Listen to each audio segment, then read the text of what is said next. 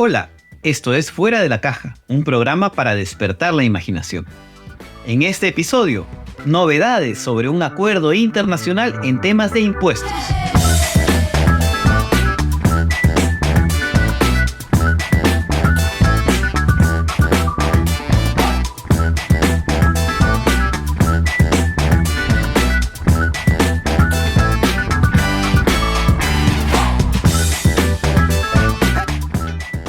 Ya en otros episodios hemos hablado de la idea de un acuerdo internacional en temas fiscales y tributarios. Lo habíamos llamado algo así como la SUNAT Global, por el nombre de la administración tributaria en el Perú. Pero, ¿por qué nos importa tanto este tema? No sé si lo notaste, pero yo no hablo ruso. Por una razón muy simple. El dinero de las grandes fortunas se mueve atravesando las fronteras de un país a otro, utilizando las tecnologías digitales, los paraísos fiscales y otras triquiñuelas. Mientras tanto, los gobiernos de los países se siguen mirando el ombligo y no comparten información ni herramientas para asegurarse de que todos paguen lo justo.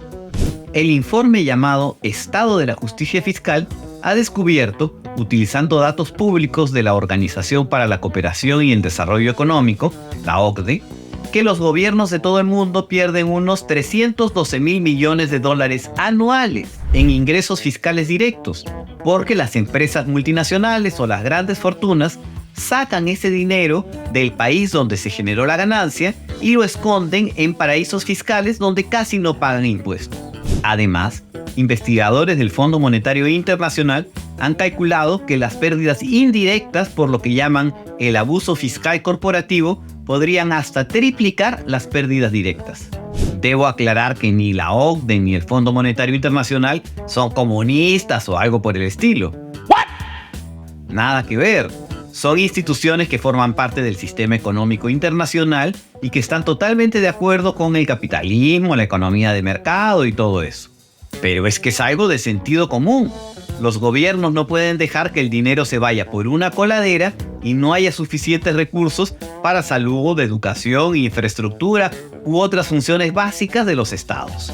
Bueno, la novedad es que los gobiernos de África han logrado algo histórico: que la Asamblea General de Naciones Unidas apruebe una resolución para crear un espacio de trabajo en el que los gobiernos del mundo se pongan de acuerdo para afrontar todos estos retos tributarios, con el horizonte de un futuro convenio, convención o acuerdo internacional sobre los aspectos fiscales y tributarios.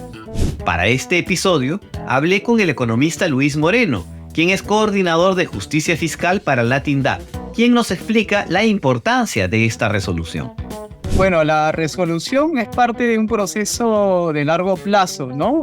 Que ha tomado muchísimos años. La resolución del año pasado reconoce que se necesita la cooperación fiscal internacional y reconoce que hay procesos internacionales que se vienen llevando a cabo, ¿no? Pero la idea es que haga un balance a favor de los países que están siendo más afectados, que son los países del sur, ¿no? Para recobrar una importante generación de recursos que ahora le están perdiendo, ¿no? La resolución se da en un marco del impulso de los ministros de África, ministros de Economía de África, que pusieron mucha fuerza y pusieron un trabajo unificado para poder posicionar esta demanda en el seno de las Naciones Unidas. Entonces, a partir de ahí es que Naciones Unidas da un endose a este trabajo, ¿no? Y se genera esta resolución para empezar a trabajar en esta cooperación y fiscal internacional, ¿no? Global. Una cosa importante de esta resolución es la intención de democratizar las reglas tributarias a nivel internacional. Hasta hace unos años no existía realmente ninguna norma de alcance global sobre temas tributarios. En 2012, la OCDE empezó a discutir el tema y después el G20 se sumó a esta dinámica. Sin embargo, la propuesta de los países africanos es justamente que estas resoluciones y normas se tomen no entre un grupo reducido de países, sino en un espacio donde todos los gobiernos tienen voz y voto, la Asamblea de Naciones Unidas. Esto es más importante todavía si tomamos en cuenta que varios de los países de la OCDE son al mismo tiempo paraísos fiscales que sirven para esconder este dinero de las grandes fortunas. A ver, ¿qué pasó?